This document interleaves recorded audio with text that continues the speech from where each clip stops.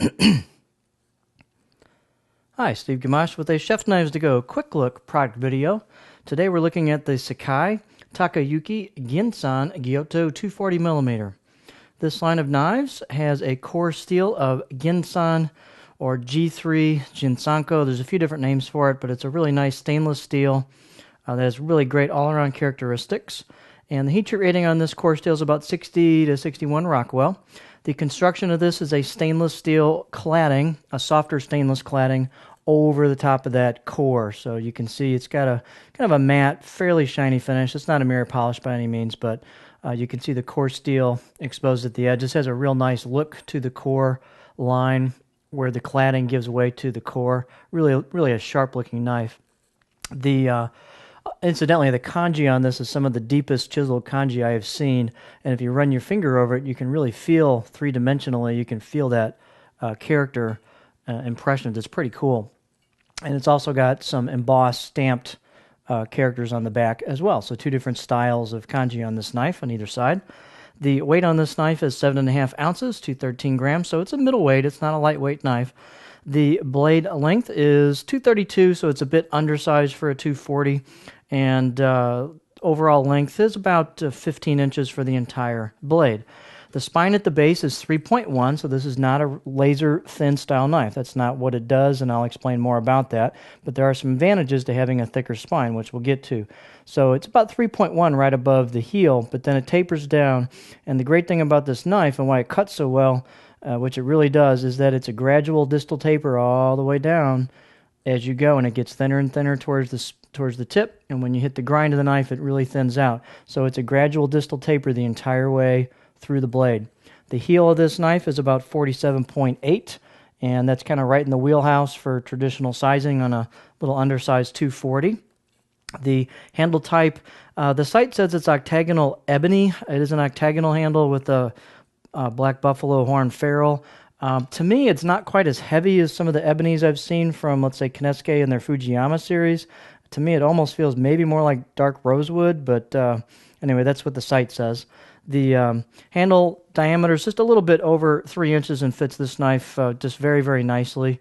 And the fit and finish on the handle is great, and the seal job is real nice where it goes into the tang. Speaking of that, this has a more traditional style install on the handle where they show a little bit of the tang of the knife, and that is called the maki right there, and there's nothing wrong with that. That gives you a little bit of extra distance between the back of the blade called the choil and the start of the handle to get your finger in there in a pinch grip, and it really does work nice, and my hands aren't that big, but a bigger finger would even fit in there as well, and it's perfect for a pinch grip. The balance point on this knife is almost right on the money for a pinch grip.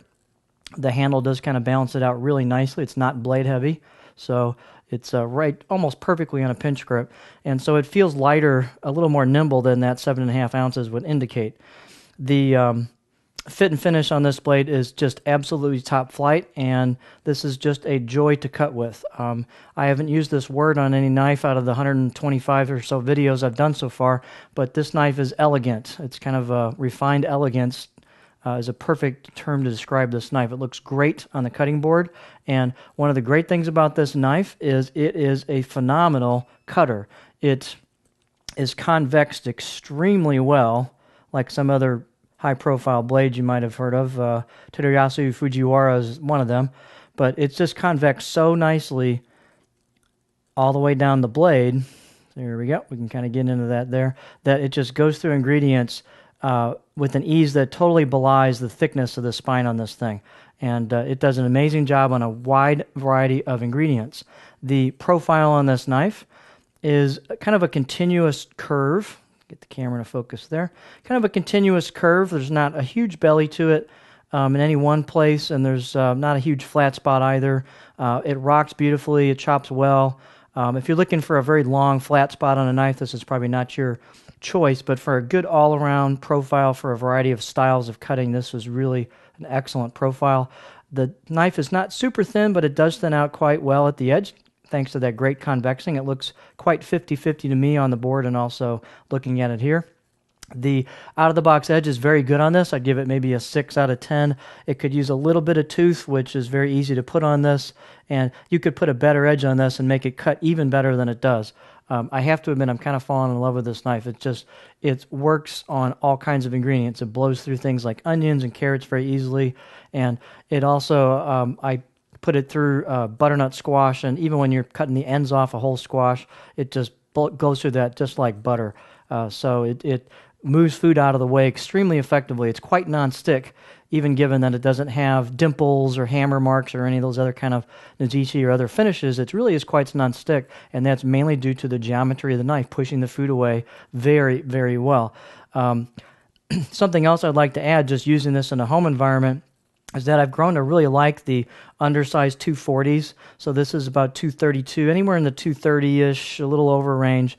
Does work quite nicely, I find, in a home environment because you don't need quite a big a board and as much workspace as you do with, let's say, an oversized 240 that might be 246 or something, almost getting into a 250 size.